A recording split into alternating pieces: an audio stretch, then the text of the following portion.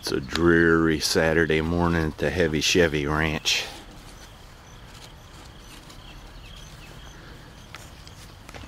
I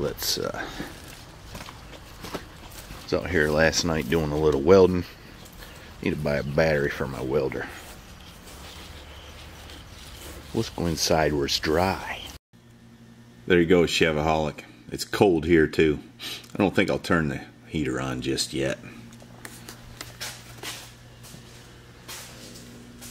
Alright, today I need to get the underside painted black where Mrs. Heavy Chevy primed it last weekend. I don't think she'll show up to paint it. And put this antenna back in so water don't run in that hole, and I got a little leak on the transmission to fix coming from the speedometer cable area. And then we're gonna wheel this old girl outdoors. I think we're gonna pull that 66 in. A friend of mine just called. He's got a 46 Chevy truck and he's having some fuel troubles, and I was trying to look up something in my old owner's manual here to help him.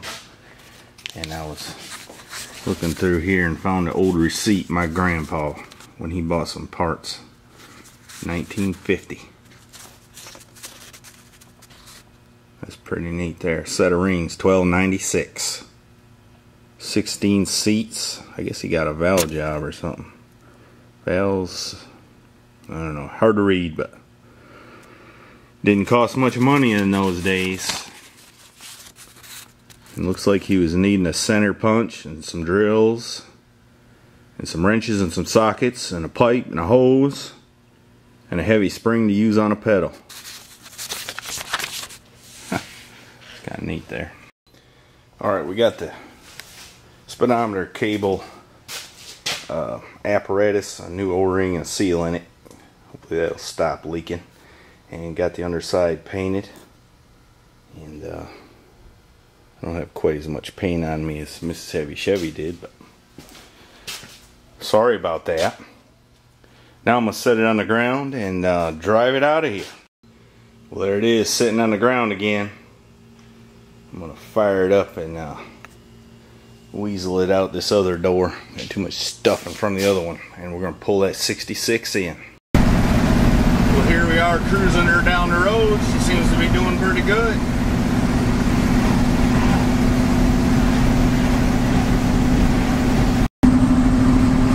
Well, she seems to drive pretty good.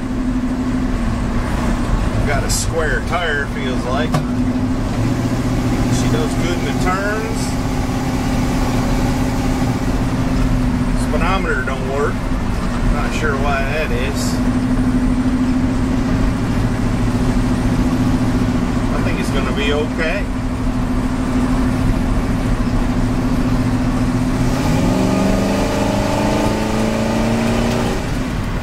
Seems to run well and handle well. I think we can let the wife drive it. Look, there's its first bug on the windshield. We got an awful growling noise there. I thought at first it was the power steering, but upon further review, I used my stethoscope and determined the alternator's making that right. So we'll have to switch that out. Other than that, she seemed to run and drive good.